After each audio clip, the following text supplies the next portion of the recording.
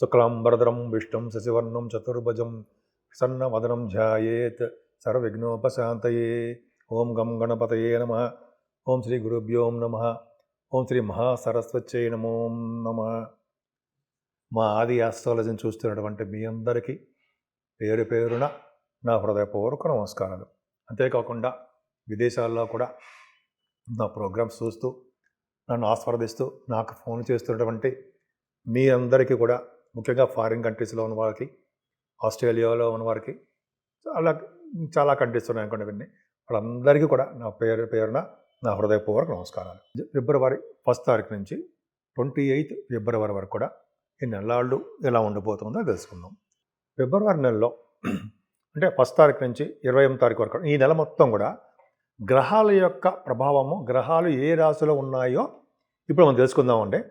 గురుగ్రహం వక్రగతిలో మిథున రాశిలో ఉన్నాడు, అత్యంత బలంగా ఉన్నాడు. కేతు సింహరాశిలో ఉన్నాడు. రవి, బుధ, కుజ, శుక్రులు వీళ్ళు నలుగురు కూడా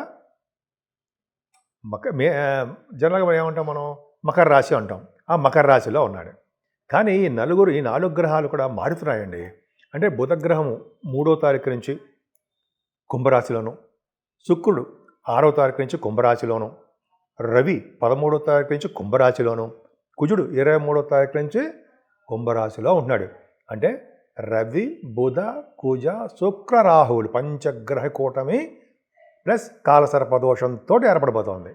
సో ఇది చిన్న ప్రాబ్లం అండి. అంటే 5 గ్రహాల యొక్క కూటమి మనం ఎప్పుడు అనుకుని ఉంటాం, చెడు దోషాలు, చెడు ప్రభావం ఏర్పడుతుంది, ఒక నెలల పాటు ఉంటుంది అలాగా.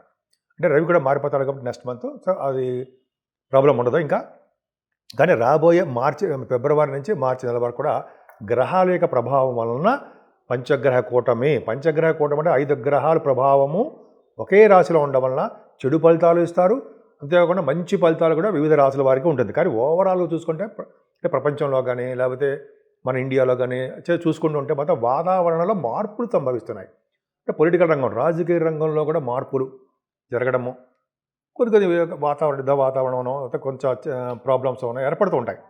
సో వీటి వల్ల ఇవన్నీ తప్పించుకోవాలంటే మంచి ప్రభావం కలగాలంటే అమ్మవారే, కామాఖ్య అమ్మవారు యొక్క ప్రభావం ఉండడం వల్ల కానీ, కనకదుర్గ అమ్మవారి యొక్క పూజ చేసుకోవడం వలన కానీ, పరమేశ్వరి అమ్మవారు ఇలాగా చేసుకోవడం వలన, సంతోషి మాత అమ్మవారిని మర్చిపోతాం మనం ఎప్పుడు కూడా.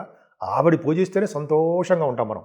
సో ఈ విధంగా చాలా అద్భుతంగా ఉందండి. మనం ప్రతి రాశి వారు కూడా చేసుకోవాల్సిన పూజ ఇదే. పైగా శనీశ్వరుడు మనకి మీనరాశిలో ఉన్నాడు. ఈ 9 గ్రహాలు ఇప్పుడు చెప్పారండి. ఇప్పుడు ఈ 9 గ్రహాల ప్రభావము 12 రాశుల మీద ఎలా ఉండబోతుందో ఇప్పుడు మనం తెలుసుకుందాం. కుంభరాశి వారికి ఇంత ముందు ఉన్నదానికంటే ఇప్పుడు చాలా బాగుంటుంది. ఇప్పుడు ఎందుకు బాగుంటుంది అయ్యా అంటే, మీకు ఇంతకుముందు 4 గ్రహాలు 12వ భావంలో ఉండి జనవరి మొత్తం కూడా వాయించడం అంటే ఆపరేషన్స్ అన్ని, హెల్త్ ఇష్యూస్ అన్ని, దూర ప్రాంత ప్రయాణాలని, ఫారిన్ కంట్రీస్, ఇప్పుడు ఫారిన్ కంట్రీస్ ఉన్నాయనుకోండి, ఇట్లా అనేక రకాలుగా మీకు చిన్న చిన్న ఇబ్బందులు ఉన్నాయి. కానీ ఈ 4 గ్రహాలతో పాటు రాహు, 4 గ్రహాలు ఏంటి అడుగుతారు కదండి. రవి, బుధ, కుజ, శుక్రులు 4 గ్రహాలు. అంటే కుజుడు మీకు ఎగ్జాల్టేషన్లో 12వ భావంలో ఉన్నాడు, బ్రహ్మాండంగా ఉన్నాడు. ఆయన కూడా 23వ తారీఖు నుంచి మీ కుంభరాశిలో వచ్చేస్తున్నాడు. 5 గ్రహాలు పట్టు బాగా పెరుగుతుంటాయి. పొట్ట కాదు, పట్టు బాగా పెరుగుతుంది. అంటే మీ యొక్క స్టామినా, మీకు పట్టుదల, మీకు సాధించాలనే తపన, అంటే ఒక సక్సెస్ బ్రహ్మాండంగా మీకు ఉంటుంది అని చెప్పడంలో సందేహమే లేదు. చాలా చాలా బాగుంటారు మీరు. అంతేకాదండి, ముఖపరిచేసి పెరుగుతుంది, కంఠధ్వని బాగుంటుంది, మీ మాటకి విలువ పెరుగుతుందండి. రాజకీయ రంగంలో ఉన్న వారికి పదవులు వస్తూ ఉంటాయి. అంతేకాకుండా ఫారిన్ కంట్రీస్ వెళ్తూ ఉంటారు. మీకు చిన్న ప్రాబ్లం చెప్పనా, మీకు ఒక పరుషంగా మాట్లాడతారండి. అంటే మీకు ఏంటంటే మీరు బాగానే మాట్లాడుతున్నాం అనుకుంటారు, కానీ ఎదుటి వాళ్ళకి వినసొంపుగా ఉండదు. అంటే వాళ్ళని ఏదో తప్పులు వెతికి మాట్లాడుతున్నట్టుగా కొంతమంది ఉంటారు. అంటే మిమ్మల్ని విమర్శిస్తున్నట్టు కాదు, నేను చెప్పేది శనీశ్వరుడు ఇచ్చే ఫలితాల గురించి చెప్తానండి. దాని వలన ఏమవుతుంది, బంధువుల విషయంలో కానీ నిజంగా అలాగే అంతే, కుంభరాశి వాళ్ళకి అంతే అలాగే ఉంటుంది. కొద్ది కోపం, గబుక్కుని ఏదో మాట్లాడేస్తారు. చాలా ప్రేమాభిమానాలు ఎక్కువ ఉంటాయి, కానీ గబుక్కుని మాట్లాడేస్తారు. దాని వలన మీ ఫ్రెండ్ సర్కిల్లోనూ, మీ బంధువులను, మీ భార్యాభర్తలు కొద్ది చికాకులు, మనస్పర్ధలు, కోపతాపాలు ఇవన్నీ ఉంటాయి. జాగ్రత్తగా ఉండండి. అది చూడండి, మీకు ఇంతకుముందు మదరగారికి బాగుండేది కాదని చెప్పేవాళ్ళం.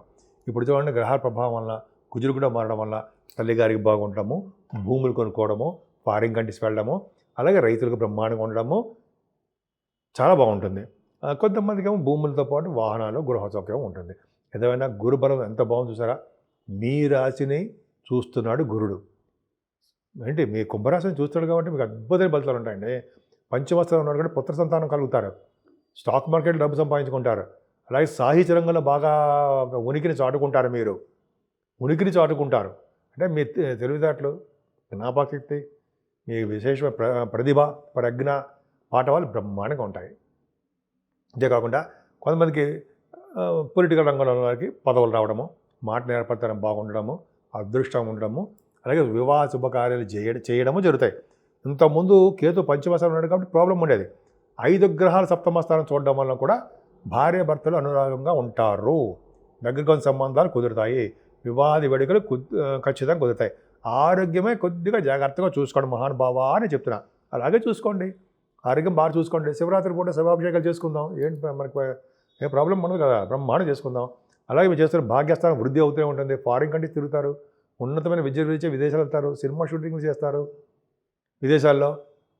అలాగే మీ చదువుల కోసం ఉన్నతమైన విద్యని ఇందా చెప్పాను, విదేశాలు వెళ్ళడానికి అవకాశాలు ఉన్నాయి. తీర్థయాత్రలు చేస్తారు, పుణ్యక్షేత్ర దర్శనాలు. అలాగే మీరు చేస్తున్న ఉద్యోగాల్లో బ్రహ్మాండంగా సక్సెస్ అవ్వడాలు. సాఫ్ట్వేర్ రంగ ఉద్యోగస్తులకి, గవర్నమెంట్ సంబంధించిన ఉద్యోగస్తులకి ధనాదాయం బాగా ఉండడము. ఇంతకుముందు ఫారిన్ కంట్రీస్ వెళ్ళేవారని చెప్పాను కదా, వాళ్ళు ఫారిన్ కంట్రీస్లో వెళ్తుంటారు. అదొక గొప్ప అదృష్టం అండి మీకు కుంభరాశి వారికి. పైగా ఆస్ట్రాలజర్స్ చెప్తూ ఉంటాను, మర్చిపోతుంటాను. మీ రఘుబుద్ధుల వలన ఆస్ట్రాలజీ సంబంధించిన విద్యలో కూడా బాగా రాణిస్తారు. అంతేకాకుండా మీకు ఉన్నతమైన పదవులు పొందడము, రాజయోగ ప్రాప్తి ఇవన్నీ కలగడానికి అవకాశాలు బ్రహ్మాండంగా ఉన్నాయి. కానీ 12వ భావంలో కుజుడు, ద్వితీయ భావంలో శనీశ్వరుడు వలన కొద్దిగా చిన్న చిన్న ఆపరేషన్స్, లేకపోతే చిన్న చిన్న ప్రాబ్లం దెబ్బలు తగలడమో ఇది అవకాశాలు మాత్రం ఉన్నాయి. అందరికీ కాదండి. అంటే పాదాలకు సంబంధించిందో, అంటే మోకాళ్ళను అంటాం కదా, కొంతమందికి ప్రాబ్లమ్స్ ఉంటాయి కదా, అది అంటే ఎముకలకు సంబంధించిన ప్రాబ్లమ్స్ కొంతమందికి ఉంటాయి. ఎందుకంటే మోకాళ్ళకు సంబంధించినవి ఉంటాయి ఎక్కువగా. కీళ్ళ నొప్పులు అంటాం, అది కొద్దిగా చిన్నగా ఉంటాయి. అంటే ఆపరేషన్స్, అది మెడిసిన్స్ వాడడం అనేది జరుగుతుంది. చిన్న ప్రాబ్లమ్స్ ఉన్నాయి. అదే కుంభరాశి వాళ్ళకి ముఖ్యంగా శనీశ్వరుని పూజిస్తూ, సుబ్రహ్మణ్యేశ్వర స్వామి ఆరాధన చేసుకుంటూ, శివాభిషేకాలు చేసుకుంటూ, రాహుకేతువుల మధ్యలో ఉండిపోయాడు ప్లానెట్స్ అన్నీ, రాహుకేతువులను పూజిస్తూ ఉండడం వలన సర్వదోషాలు ఉపశమనం కలుగుతాయి. నా పేరు Vadrev Adinarayanarao Sharma. MA astrology, CMA కూడా చేశాను నేను. 35 years ఆఫ్ ఎక్స్పీరియన్స్ ఉంది. అది పక్క పెడదాం. మీరు ముఖ్యంగా జాతకాలు చెప్పించుకోవాలనుకున్నా, ముహూర్తాలు పెట్టించుకోవాలనుకున్నా, మీ యొక్క date of birth, time of birth, place of birth ఇవన్నీ ఉండాలండి. జనరల్గా మీకు కొంతమందికి ఉద్యోగాలు రావట్లేదనో, అనేక రకాల సమస్యలు ఉంటాయి కాబట్టి జాతకాల్లోనే అవన్నీ ఉంటాయండి, క్లియర్గా కనిపిస్తుంది. కొంతమందికి పెళ్ళిళ్ళు రావట్లేదనో ఇవన్నీ ఉంటాయి. అవన్నీ కూడా మనం చూడొచ్చు. అంతేకాకుండా వాస్తు సంబంధించిన విషయాలు కూడా నేను చెప్తానండి. మీకు ఏమైనా ప్రాబ్లమ్స్ ఉన్నా, డౌట్లు ఉన్నా, ఒకవేళ తెలుసుకోవాలనుకున్నా, మీ ఇంటి గురించి కానీ, మీ ప్లాన్ గురించి కానీ తెలుసుకోవాలనుకున్నా కూడా నన్ను సంప్రదించవచ్చు. వాట్సాప్లో మీరు మెసేజ్లు పెట్టండి. ఫోన్ చేస్తుంటే నేను ఇలా షూటింగ్స్లో ఉండడం వలన, ప్లస్ జాతకాలు చెప్పడం వలన కొన్ని సందర్భాల్లో ఫోన్స్ లిఫ్ట్ చేయలేకపోవచ్చు. బట్ మనం తప్పకుండా నేను మళ్ళీ మీకు నేను కలుస్తాను అంటే ఫోన్లో తప్పకుండా మీకు రెస్పాండ్ అవుతాను. సో ఈ విధంగా ఉందండి. మీరు మెయిన్ ఇంపార్టెంట్ అంటే డేట్ ఆఫ్ బర్త్ ఉండాలి, టైమ్ ఆఫ్ బర్త్ ఉండాలి, ఇవన్నీ ఉండాలి. వాస్తు అయితే మీ పేరు మీద ఆధారపడి ఉంటుంది. ఏ వైపు, తూర్పు వైపు బాగుంటుందా అలా అనుకుంటాం కదా, వాటి గురించి చెప్పుకోవచ్చు అనమాట. ఏ ఫేసింగ్ బాగుంటుంది అనేది తెలుసుకోవచ్చు. సరే, ఇప్పటి వరకు మనం చెప్పుకున్నామండి. అసలు యాక్చువల్గా 12 రాసుల వారు అంటే మేషరాశి నుంచి మీనరాశి వారి వరకు కూడా తెలుసుకోవాల్సింటే పరిహారాలు ఏమిటి మనం తెలుసుకుందామండి. అంటే చేయవలసిన పూజలు పరిష్కార మార్గాలు చేసినంత మాత్రాన పోతాయా అంటే జనరల్గా ఈ దోషాలు అనేవి మనకి ఆపాదించబడడానికి చాలా తక్కువగా ఉంటుంది. ఇప్పుడు చూడండి, ఇప్పుడు మనం శనీశ్వరుడు గురించి చెప్పుకుంటున్నాము. శనీశ్వరుడికి కర్కాటక రాశికి, అంటే శనీశ్వరుడు వలన అష్టమ శని దోషము, ఏలినాటి శని ప్రభావ దోషము, అలాగే అర్ధాష్టమ శని దోషము, ఇవన్నీ ఉంటాయి. అష్టమ శని, అర్ధాష్టమ శని. సో ఈ శనీశ్వరుడు వలన ఏం పూజిస్తే బాగుంటుంది, ఎవరిని పూజిస్తే బాగుంటుంది అనుకుంటూ ఉంటాం కదా. దక్షిణామూర్తి గారిని ఒకసారి పూజిద్దామని మనం అందరం కలిసి. మేధా సహిత దక్షిణామూర్తి గారిని పూజించడం వలన, శ్రీ ఆంజనేయ స్వామి వారిని పూజించడం వలన, హనుమాన్ చాలీసా 40 రోజుల పాటు రోజుకు ఒక్కసారి విడవకుండా చదివిన వారికి విద్యలోను, వివాహంలోను, అలాగే ఎటువంటి ప్రాబ్లమ్స్ వచ్చినా వాళ్ళని భార్యాభర్తలు కలపడంలోనూ స్వామివారు త్వరపడతారు. ఇంకా చెప్పాలంటే శనీశ్వరుడు వల్ల వచ్చే దోషాలు కూడా పరిహారం అవడానికి కూడా శనీశ్వరుడు ఆంజనేయ స్వామి వారికి కూడా మాటిచ్చాడు.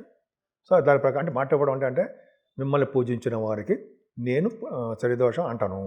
అలాగే ఎవరైతే మీకు సింధూరం రాయిస్తారో మంగళవారం కానీ, మీకు అంటే అర్థం ఆంజనేయ స్వామి వారికి కానీ సింధూరం రాయిస్తారో శనివారం కానీ మంగళవారం కానీ, ముఖ్యంగా శనివారం రాయించిన వారికి శని వలన వచ్చే దోషాలు అంటే శనీశ్వరుడు వల్ల వచ్చే దోషాలు చాలా మంది పరిష్కారం అవుతాయని చెప్పి శనీశ్వరుడే చెప్పాడు. అన్నిటికన్నా ముఖ్యం చెప్పాలంటే కుజుడు కూడా 23వ తారీఖుని కుంభరాశిలోకి వచ్చేస్తాడు. అంటే పంచగ్రహ కూటమి ఏర్పడుతోంది. అంటే పంచగ్రహ కూటమి అంటే రాహు, బుధుడు, శుక్రుడు, రవి, వీళ్ళందరూ కుజుడు కూడా ఉన్నారు. పంచగ్రహ కూటమి అంత మంచిది కాదు. అంతేకాకుండా కాలసర్ప దోషం అని కూడా ఉందండి. కాలసర్ప దోషము ఒకటి, పంచగ్రహం కూటమి ఒకటి. అంటే ఫిబ్రవరి నెలలో విపత్తు రాబోతోంది అని క్లియర్గా అర్థమైపోతుంది. విపత్తు అంటే అర్థం ఏంటి అంటే కొన్ని చోట్ల వర్షాలు బాగా పడడం కానీ, దేశాల మధ్య యుద్ధ వాతావరణం కానీ, లేకపోతే ఉరుములు అంటారు కదా, ఉరుములు పడ్డము, పిడుగులు పడ్డం, అటువంటి వాటి వల్ల కానీ పశు నష్టము, జన నష్టము, గృహంలో పీడలు, ఇవన్నీ జరగడానికి మాత్రం అవకాశాలు మాత్రం ఉన్నాయండి. సో ఈ విధంగా అందుకనే మనం ఇవన్నీ నుంచి బయటపడాలంటే ఈశ్వరుణ్ణి పూజించాలి, పరమేశ్వరుణ్ణి అభిషేక ప్రియుడు కాబట్టి అభిషేకాలతో పూజిస్తూ వెంకటేశ్వర స్వామి వారు ఆరాధన చేసుకోవడం వల్ల కూడా సర్వదోషాలు పరిహారం అవుతాయి. ముఖ్యంగా ఇప్పుడు చెప్పే పరిష్కారాలన్నీ కూడా 12 రాసుల వాళ్ళు కూడా ఆచరించదగ్గ విషయాలని చెప్పవచ్చండి. ఈ నెల అంటే ఫిబ్రవరి నెల 15వ తారీఖుని మహాశివరాత్రి వస్తుందండి. జన్మకో శివరాత్రి అంటూ ఉంటాం కదా. అంటే ప్రతి జన్మలో ఒకసారైనా, అంటే అర్థం ఏంటంటే జన్మకో శివరాత్రి అంటే ఒకసారి, నాకు తెలిసి చెప్తున్నానండి, జీవితంలో ఒకసారైనా శివరాత్రి పూట అంటే ఫిబ్రవరి నెలలో వచ్చే శివరాత్రి పూట శివుడు ఉద్భవించే టైం అనమాట. అది అర్ధరాత్రి 12 గంటలకి. సరే, అది మీకు అది తెలిసిందే.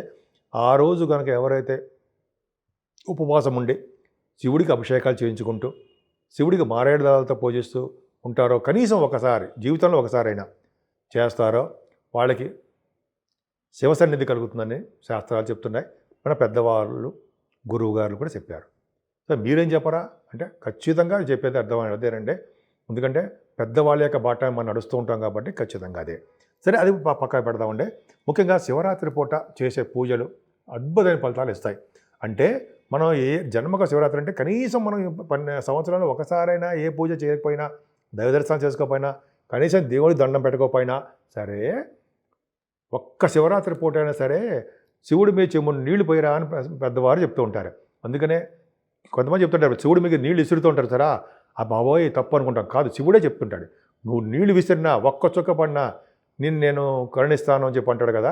అలాగే శివుడికి నీళ్లతో అభిషేకం చేసుకున్నా, పాలతో అభిషేకం చేసుకున్నా, తేనెతో అంటే కంఠధ్వని, బాగా పాటలు పాడడం, బాగా మాటలు మాట్లాడడం, మనం బేస్ వాయిస్ రావడము, ఇవన్నీ కూడా శివుడికి తేనాభిషేకం చేసుకోవడం వల్లే కదండి. పూర్వజన్మల సుకృతం వల్లే కదా ఈ గాయకులకి మహా అదృష్టవంతులు. సరే, మంచి కంఠధ్వని ఉన్నవారు కూడా అదొకటి. అలాగే విభూతితో పూజ చేసుకోవడం వల్ల, విభూతితో పూజ చేస్తుంటే ఐశ్వర్యం చేయడం, స్వామికి అభిషేకం అనమాట. పూజ చేయడం వల్ల అభిషేకం అన్న పూజ అంటే ఒకటండి, చేసుకోవడం వల్ల. అలాగే పసుపుతోటి, కుంకుమతోటి, గంధంతో స్వామివారికి పూజలు చేయడం వల్ల సర్వదోషాలు పరిహారం అవుతాయండి. మనకి శాస్త్రం కూడా చెప్తాం కాబట్టి అదొకటి. ముఖ్యంగా ఆ రోజు పొద్దున్నే తెల్లవారుజామున లేచి శివాలయ దర్శనం అంటే తెల్లవారుజామున లేచి మన స్నానాలు, అభిషేకం, మంచిగా ఇంట్లో పూజలు, అభిషేకాలు అవన్నీ చేసుకున్న తర్వాత స్వామివారి సన్నిధికి వెళ్ళి పూజ చేసుకోవడం వల్ల. అలాగే ఒక విషయం చెప్పడం మర్చిపోయాను, సద్బ్రాహ్మణుని, వేద పండితుడిని ఇంటికి పిలిపించి ఆ రోజుని మన ఇంట్లో అభిషేకాలు చేసుకున్న స్వామి అంటే మన పండితుల వారికి ఆయనకి భోజనం పెట్టిన, భోజనం సదుపాయాలు కలిగించిన, లేకపోతే ఆ రోజు వెండి, బంగారం కానీ, వస్త్రం, స్వామి అంటే ఈ మన బ్రాహ్మణుడి గారికి, వేద పండితుల గారికి పూజలు చేయించుకుని సమర్పించిన అన్నం అంటే అన్నదానం, కొంతమంది అన్నదానం చేస్తారు. సరే, స్వామివారికి అంటే మన బ్రాహ్మడికి డబ్బులు దక్షిణతో పాటు స్వామివారికి వస్త్రము, దక్షిణ స్వామి సమర్పించిన మంచి ఆయన మనల్ని దీవిస్తాడు. ముఖ్యంగా దీవిస్తారు స్వామి అంటే మన బ్రాహ్మణులు, వేద పండితుల వారు. ముఖ్యంగా ఆ అర్ధరాత్రి చేసేటువంటి పూజలు, అలాగే ఆ రోజు మనం ఉపవాసం ఉండడము, జాగారం అనేది చాలా ఇంపార్టెంట్. అదే ఇంపార్టెంట్. మనం ఆ రోజు నిద్రపోకుండా తెల్లవార్లు స్వామివారి సన్నిధిలో ఉండి స్వామివారి యొక్క కళ్యాణం చూడాలి. పార్వతీ పరమేశ్వరుల కళ్యాణం చూడడము కింద జన్మలో మనం చేసుకునే పుణ్యము అంటాం. అలా చేయడం వల్ల, అలా చూడడం వల్ల, అలా కళ్యాణం చేయించడం వల్ల మన ఇంట్లో కళ్యాణ గడియలు,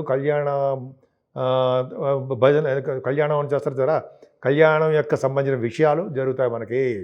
కాబట్టి ప్రతివారు కూడా మీకు వీలున్నంత వరకు స్వామివారిని అంటే శివుణ్ణి అభిషేకిస్తూ మారేడు దళాలు సమర్పిస్తూ స్వామివారి కళ్యాణం కనులారా వీక్షిస్తూ టెంపుల్స్లో స్వామివారి సన్నిధిలో ఉండి ఆ స్వామివారు అంటే శివుడు పార్వతీ అమ్మవారి లెక్క ఆశీస్సులు తీసుకుంటారని నేను మనస్ఫూర్తిగా కోరుకుంటున్నాను.